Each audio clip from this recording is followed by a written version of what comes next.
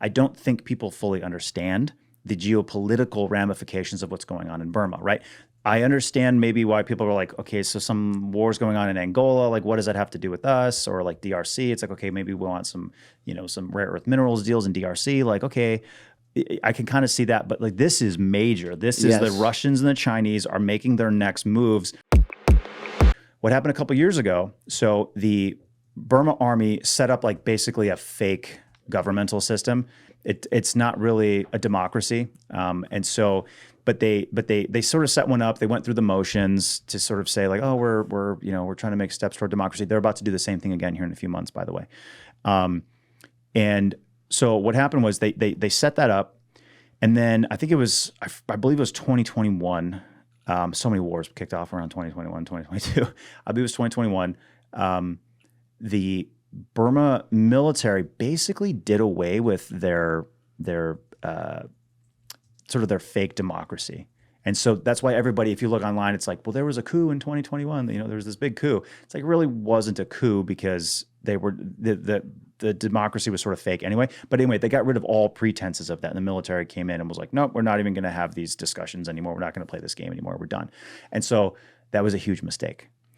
The population of ethnic Burmese people who had sort of been indifferent, they didn't necessarily hate the ethnic minority groups. They were just sort of like, they didn't like the Burma army. They don't really care about the ethnic minority groups. They're just trying to live their lives.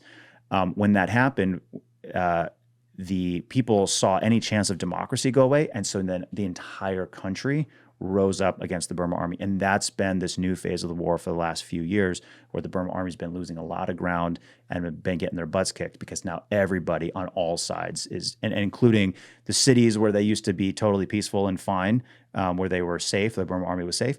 Well, now it's not like that anymore. Now the people in the cities are rising up and, throwing Molotov cocktails at them and, fighting, like actively fighting.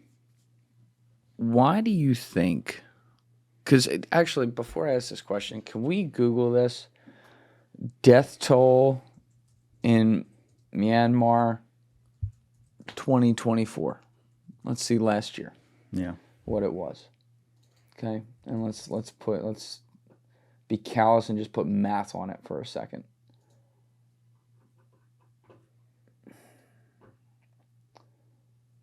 Okay.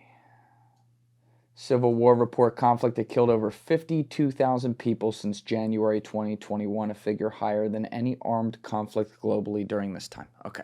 That says what I need to say next, or it gives me the juice I need here. Why does the media choose not to cover something like this? When, even to be cynical for a second, if we're going to look at the media as having, dark alliances with intelligence and things like that, this seems like this is something intelligence would want covered heavily because it has massive geopolitical implications against some of their largest enemy, two of their largest enemies in the world, including their number one enemy by a GDP perspective, which is China.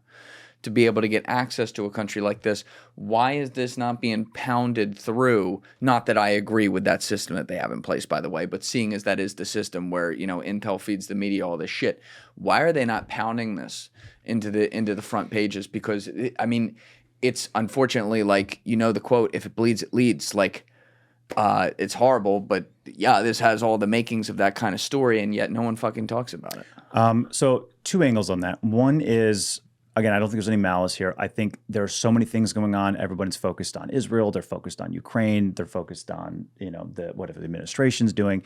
And so it becomes very difficult to track every single thing that's going on. So for me, Burma is like it's like a major part of my life. Like my wife's from there. Like it's personal. It's very personal. So for me, this is my thing, right?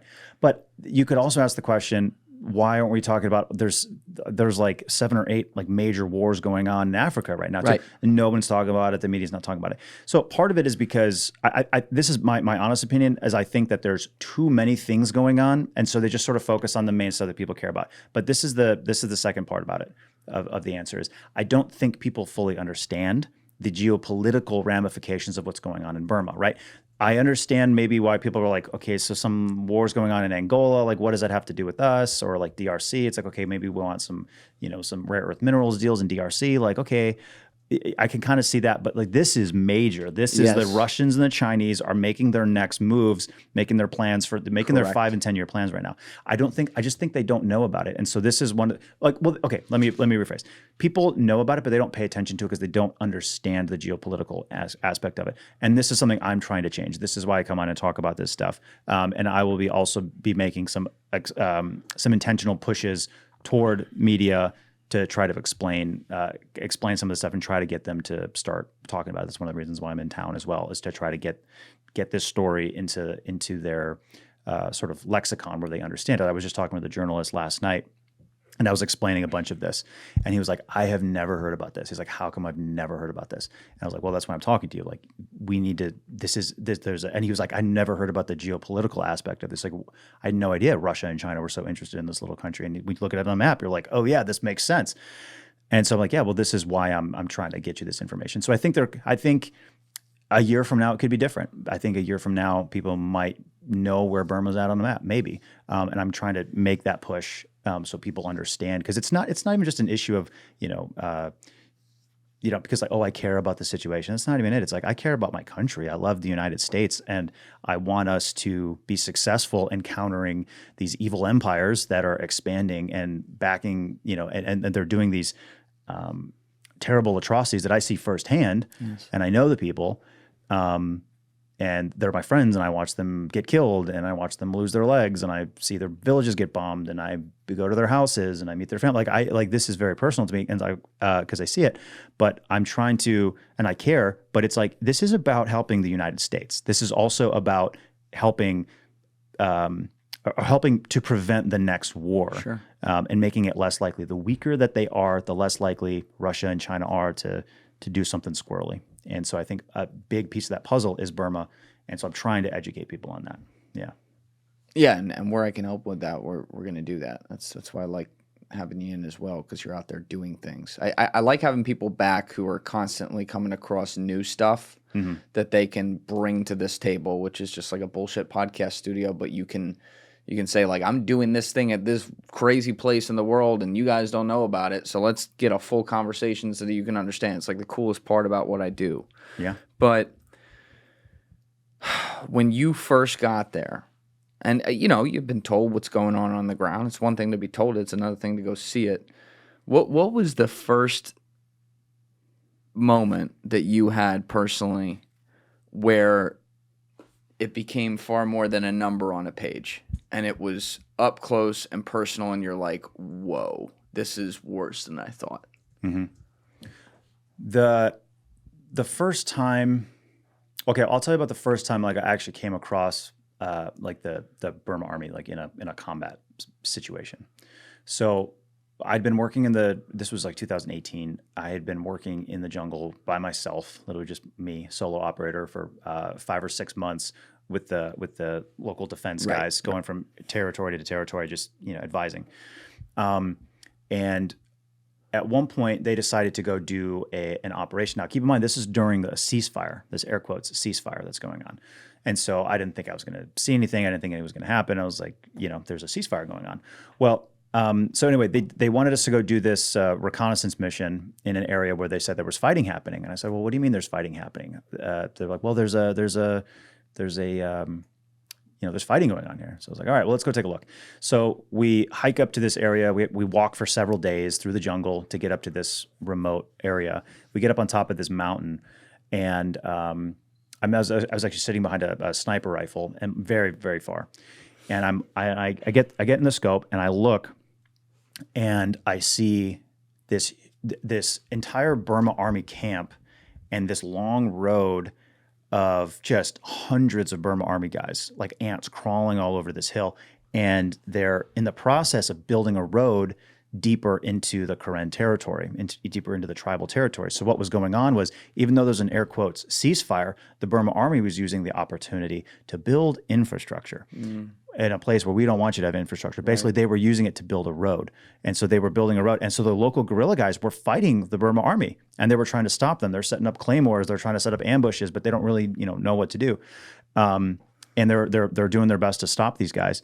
And so then I realized, so we basically, they reported back to the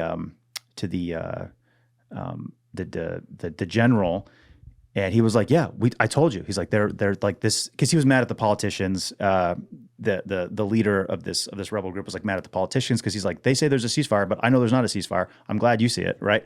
And I was like, "Yeah, there's definitely fighting happening here." Anyway, so the rebels kind of went up into a position. I wasn't there. I was watching from like 2 hills over and was kind of watching what they were doing.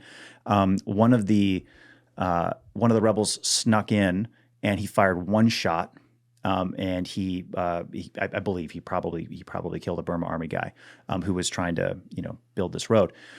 And when he fired that one shot, there was this hail of bullets and gunfire that I had never like heard before. It was the sound of like 150 dudes all opening up with automatic weapons and rockets and mortars, and it was all the Burma army guys trying to kill whoever it is that had just fired that one shot. And it was never heard anything like that before? Well, in training, I had heard stuff, but this was a whole different level. This is like hundreds of people shooting. So when you're on a SEAL operation or you're doing training, I've heard like thousands of rounds a minute going.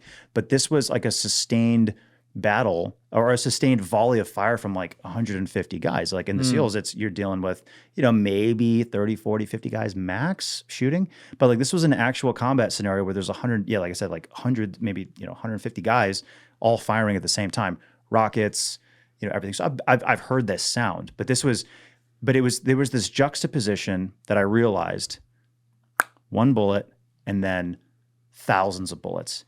And listening to the sound of this battle that happened, I realized, oh, this is a perfect example of how strong and powerful this army is versus these little guys in the jungle just trying to stop the Burma army from building a road close to the villages where their families live. And so that was the first time when I realized, like, that was my first time when I got to the war there, and I realized, oh man, this is a whole different animal. This is something I don't fully understand. Thank you guys for checking out this clip. If you haven't already subscribed, please subscribe and hit the like button on this video. It is a huge, huge help. And if you'd like to check out this clip's full podcast episode, that link is in the description below or right here. And finally, you can follow me on Instagram and X by using the links in my description below.